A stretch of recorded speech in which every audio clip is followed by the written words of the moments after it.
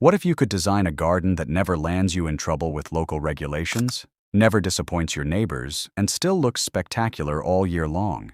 What if the secret to that perfect yard lies in choosing the right low-maintenance shrubs, each one capable of thriving on its own without constant babysitting? Here are 9 hardy shrubs that prove such a garden is not a myth. Number 9. Spirea japonica. If you've ever driven past an office park, a hospital entrance, or a neighbor's front walk and wondered what plant creates that tidy, evergreen wall of small white blossoms, you were looking at Spirea japonica. Landscapers love it because it practically never dies, and its reputation as a set-and-forget shrub is backed by decades of performance data from municipal planting programs across the Midwest.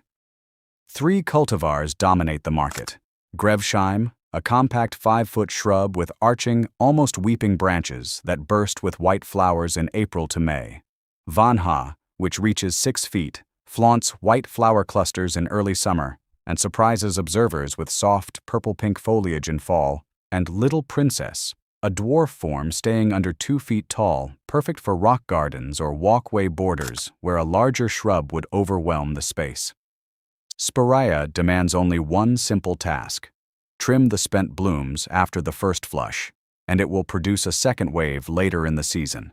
This second flush is often triggered by a light pruning of the tips, which redirects the plant's energy from seed production back into vegetative growth and subsequent flowering. No winter wrapping, no fertilizing schedule, no pesticide spraying.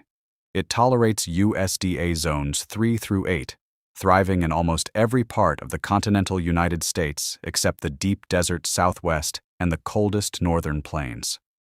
Its soil preferences are forgiving. It handles a wide pH range, 5.0 to 8.0, tolerates heavy clay, loam, and even sandy soils, but it cannot stand standing water. A well-drained site prevents root rot that can afflict any shrub. Plant each specimen at roughly its mature width apart, 5 to 6 feet, for a hedge that fills in completely within 2 growing seasons. Pair it with evergreen junipers or the striking purple leaf Ninebark for contrast, and you'll have a garden feature that attracts almost no pests. Japanese beetles may glance by, but they never defoliate it the way they do a rose bush. Spirea is the garden's silent partner. A longtime horticulturist told me over coffee, "You set it and forget it, and it rewards you with repeat blooms and a tidy appearance." Because it's one of the cheapest flowering shrubs at most nurseries, often priced well below hydrangeas, a small 1 or 2 gallon container will catch up to a larger plant within 2 seasons, making it a cost-effective choice for long-term landscaping. The plant also provides valuable nectar for early-season pollinators such as bees and hoverflies, which can be a critical food source before many other shrubs come into bloom. In addition, the wood of mature Spirea is dense enough to be used for rustic garden edging, giving you a secondary use for pruned branches that would otherwise be discarded. Number 8. Potentilla fruticosa, shrubby cinquefoil. Potentilla fruticosa, commonly called shrubby cinquefoil, is a native North American shrub that thrives without pampering. It blooms from late spring straight through the first hard frost, a longer flowering window than almost any other shrub on this list, delivering a continuous splash of color that can bridge the gap between early-season azaleas and late-season asters. Cultivars vary in color. Abbott offers a strong white display. Goldfinger produces saturated gold flowers that retain their hue better than older yellow varieties, and pink flowering selections such as Pink Splendor add a delicate blush to the palette.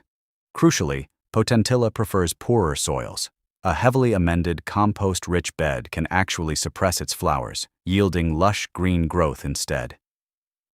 This counterintuitive preference makes it an ideal candidate for sites where the soil has been over-fertilized or where a previous planting left a nutrient surplus.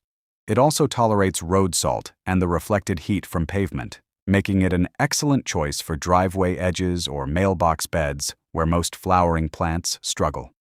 The plant requires only an occasional hard prune every few years to remove old woody growth and keep vigor high. A hard prune in late winter, January to February, encourages a fresh flush of shoots that will support a profusion of blooms later in the season. Its hardiness spans USDA zones 2 through 7, so it flourishes in Minnesota, Montana, and northern New England, where many other shrubs would simply perish. However, in hot, humid southern climates, the plant tends to look tired by August, so gardeners in those regions might prefer a heat-tolerant rose or hydrangea instead. Potentilla is the garden's marathon runner, a regional extension agent explained. It keeps going long after the sprint-type shrubs have faded. Once established, it needs virtually no water, making it a one-time investment that pays off for 15 to 20 years with minimal effort. The shrub's compact arching habit also makes it a natural screen for small patios, and the fine, serrated leaves provide a soft texture that contrasts nicely with the larger, glossy foliage of neighboring ornamental grasses. In wildlife terms, the tiny seeds are readily consumed by finches, while the flowers attract a range of solitary bees, adding biodiversity without extra plantings. Number 7. Ninebark, Physocarpus opulifolius. Ninebark has exploded in popularity over the past decade, largely because of its spectacular foliage color and bark texture that together create a multi-season interest plant. The species itself bears plain green leaves and exfoliating bark, but the cultivars turn heads. Diablo showcases deep purple-black foliage that holds its hue all season in full sun. Ludus flips the script with bright gold-yellow leaves that can brighten a shady corner. Russell offers a more muted copper bronze, and dwarf selections such as Bodark stay under 4 feet for tighter spaces, making them suitable for urban infill gardens. Full sun, 6 or more hours daily, is non-negotiable for these color displays. Shade will mute the foliage back to green, disappointing anyone expecting a picture-perfect shrub. In practice, planting ninebark on a south-facing slope or in a raised bed that catches afternoon light maximizes the intensity of the pigments. Ninebark tolerates USDA zones 2 through 7, is drought-tolerant once established, and rarely needs supplemental watering except during extreme drought. Deer typically avoid it, a huge advantage in areas where deer damage other shrubs. The plant's bitter-tasting tannins act as a natural deterrent, and field observations in Connecticut have confirmed less than 5% browsing pressure compared with neighboring viburnums. Because ninebark blooms on old wood, pruning in early spring will sacrifice that year's flower clusters. Instead, prune right after the bloom period ends, midsummer, to preserve the blossoms. For those focused on foliage, timing matters less, and hard pruning every few years can rejuvenate the plant, encouraging fresh, vibrant growth. A recommended rejuvenation practice is to cut back 1/3 of the oldest stems to ground level in late winter, which stimulates a flush of new shoots that will display the most intense leaf color. Pair it with a purple leaf ninebark or an evergreen backdrop for a layered effect that looks intentional rather than accidental. I plant ninebark wherever I need a splash of color without the fragility of a maple, a landscape designer noted, and it never lets me down. In addition to ornamental value, the shrub's dense branching provides shelter for beneficial insects such as lady beetles, while the small, inconspicuous berries serve as winter food for songbirds. Number 6. Red Twig Dogwood, Cornus sericea. Red twig dogwood is the shrub for anyone tired of a yard that looks dead from November to March. Its tiny white flowers are unremarkable, but the real star is the bark. In late fall, the stems turn a vivid, almost glowing red and stay that color throughout winter, standing out against snow and bare branches. This makes it a living winter accent, the closest thing to a landscape feature that works precisely because everything else is dormant. The red hue only appears on young stems. Older wood fades to a dull brown-gray, so regular renewal of the outer layer is essential for sustained winter interest. The single maintenance task that keeps the plant looking its best is cutting back about 1/3 of the oldest stems to the base every 2 years, preferably in early spring before new growth starts. Skip this step, and after 5 years the plant will lose its winter brilliance, as the older, non-colored wood dominates the visual profile. Red twig. Dogwood tolerates USDA zones 2 through 7, handles wet soils better than almost any other shrub on this list, and needs essentially no watering once established. Its tolerance for saturated conditions makes it a favorite for riparian plantings, stormwater detention basins, and low-lying garden corners where runoff accumulates. It also tolerates part shade without losing its bark color, making it suitable for spots under high tree cover where other plants fail. Because it spreads gently via suckers, give each plant 6 feet of space if you want to define shrub, or plan to divide the new growth and share it with a neighbor. The suckers can be controlled with a root barrier if a tighter form is desired, but many homeowners appreciate the natural clonal expansion as a low-effort ground cover.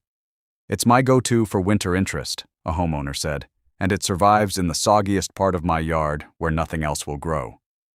In wildlife terms, the fuzzy white fruit that appears in late summer attracts thrushes and waxwings, while the dense twig structure provides nesting sites for small songbirds, such as chickadees. Number 5. False Spirea, Sorbaria sorbifolia. False Spirea, or Sorbaria sorbifolia, is a workhorse that produces feathery white flower plumes in early summer and can grow 3 to 4 feet in a single season once established. It tolerates shade better than most flowering shrubs on this list, making it a versatile option for less sunny locations like the north side of a house or beneath a canopy of mature oaks. However, it spreads by suckering, sending up new shoots from its root system and eventually colonizing far more space than you might expect. This aggressive habit is not a flaw, but a feature if you have a slope that erodes with rain, a rough edge that needs quick stabilization, or a screening area where a dense thicket is desirable. Plant it in a location where its spread is welcome. Otherwise, install a root barrier 18 to 24 inches deep at planting time to contain it. The barrier should be made of heavy-duty polyethylene and angled outward to prevent root escape. False Spirea tolerates USDA zones 2 through 8, surviving cold that kills many other flowering shrubs, and once established, it requires no supplemental watering except in severe drought. Its fast establishment, reaching usable screening height in a single season, makes it a valuable tool for gardeners who need immediate results. Beyond aesthetics, the shrub's dense root network is effective at stabilizing soil on riverbanks and hillside terraces, a property that has been documented in erosion control studies in the Pacific Northwest. "I use false Spirea to hold a hillside together after a storm," a conservationist explained, "and it does the job without any chemicals." The airy, plume-like inflorescences also attract a range of pollinators, especially butterflies such as the eastern tiger swallowtail, which use the nectar as a mid-season resource. The foliage, though not as glossy as many ornamental shrubs, provides a soft, feathery texture that blends well with ornamental grasses for a meadow-style garden. Number 4. Rugosa rose, Rosa rugosa. If you've ever been discouraged by hybrid tea roses that demand fungicide sprays every 2 weeks and winter protection, Rugosa rose is a game changer.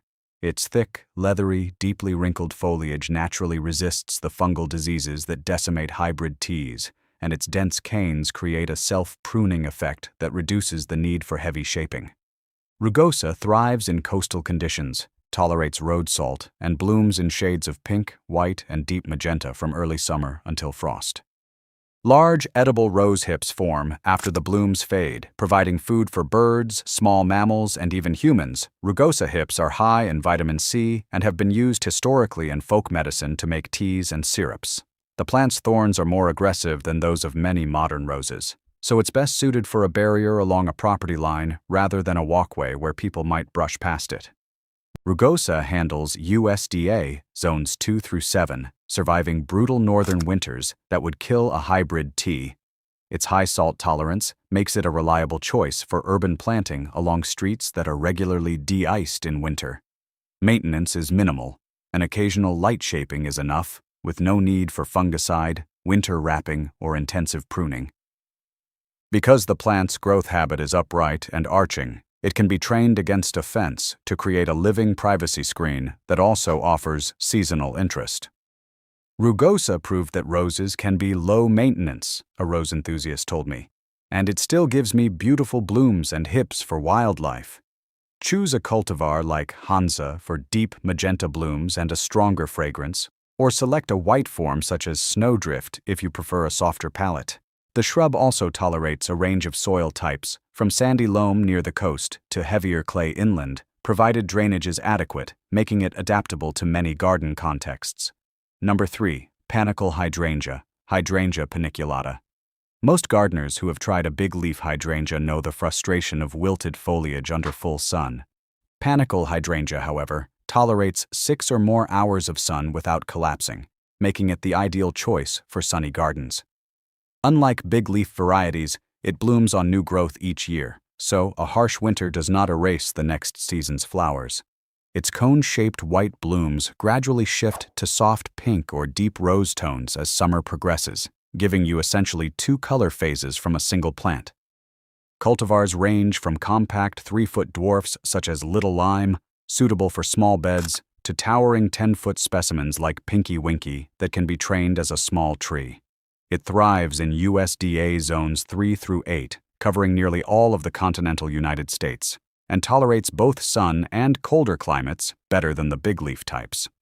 The only real maintenance is a late winter pruning to shape the plant and encourage vigorous new growth. There's no risk of cutting off next year's flowers because the blooms arise from the fresh wood you prune. No soil pH adjustments are needed for color changes, unlike many hydrangeas. The white to pink transition is driven by seasonal timing, not soil chemistry. However, a slightly acidic soil, pH 5.5 to 6.5, can enhance the intensity of the pink hues, a useful tip for designers who want a more dramatic color shift. The shrub's sturdy stems can support a light trellis, allowing gardeners to create a vertical display that doubles as a backdrop for perennials such as hostas or daylilies. Panicle hydrangea gave me a reliable summer display without the headaches of the big leaf varieties, a homeowner reported, and it fits perfectly into my sunny patio garden. In addition to ornamental value, the bark provides winter cover for small mammals, and the dense foliage offers a humid microclimate that benefits nearby ferns. Number 2. Dwarf flowering almond, Prunus triloba. The dwarf flowering almond is a spring specialist that bursts into pink blooms in April and May, then settles into a modest green backdrop for the rest of the year. Small fuzzy fruits appear in late summer, adding texture but not competing for attention. Its role shines in mixed plantings, where other shrubs carry summer and fall interest. Pair it with panicle hydrangea or red twig dogwood for winter color, and the almond becomes the early season herald, handing the stage over to its companions. It tolerates USDA zones 2 through 7 and, once established, needs almost no water or feeding. The plant blooms on old wood, meaning it relies on last year's growth. Prune immediately after flowering, never in fall or winter, to avoid cutting off the buds that will produce next year's spring display. A light post-flowering prune of 10 to 15% keeps the shrub compact and encourages a second, smaller bloom in late summer for those who enjoy a prolonged show. I plant dwarf almond at the front of my garden beds, a landscape architect explained, because it gives me a soft pink carpet in early spring that other shrubs can't match. The almond's low spreading habit also makes it an excellent ground cover under taller perennials, such as peonies, where it can suppress weeds without shading them out. Its tiny, aromatic leaves release a faint almond scent when brushed, adding a subtle sensory dimension to the garden. Wildlife benefits include early-season nectar for bees and butterflies, while the fuzzy fruit is occasionally consumed by chipmunks, providing a modest food source that does not become invasive. Number 1. Weigela, Florida. Weigela, often misidentified as a wobbly shrub in older catalogs, deserves a fresh look. It produces trumpet-shaped pink or red flowers in late spring, and a light deadheading after the first flush often triggers a second, smaller bloom cycle in summer. The plant handles USDA zones 4 through 8, tolerates both sun and partial shade better than most flowering shrubs, and is forgiving of imperfect soil, thriving in loam, sand, or even mildly alkaline conditions, pH up to 7.5. Hummingbirds are particularly attracted to its tubular flowers, making Weigela a reliable choice for pollinator enthusiasts. The nectar is high in sucrose, which fuels the rapid wing beats of these birds, and field observations in Texas have recorded up to 15 hummingbird visits per plant during peak bloom. Recent compact cultivars, such as Little Red and Petite Pink, have solved the older reputation of a leggy, sparse appearance, staying denser and better shaped year-round. These newer selections also have a slower growth rate, reducing the need for frequent pruning. I finally got the hummingbird magnet I was looking for without the maintenance nightmare, a backyard birdwatcher shared. Its moderate water needs and adaptable nature make it a versatile addition to any garden that seeks continuous interest from spring through summer. In addition to pollinators, the shrub's seed pods provide a winter food source for finches, and the foliage offers cover for beneficial insects like lacewings. When planted in a mixed border with evergreen herbs such as lavender, Wegella's bright flowers create a striking contrast that highlights both color and texture.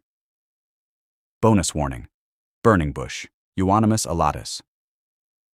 Before you rush to the nursery aisle, a word of caution. Burning bush, scientifically, Euonymus alatus, is banned or restricted in several states, including Massachusetts, New Hampshire, and Connecticut, because it is an invasive species that escapes cultivation and outcompetes native flora. Its bright red fall foliage is eye-catching, but the ecological cost is high.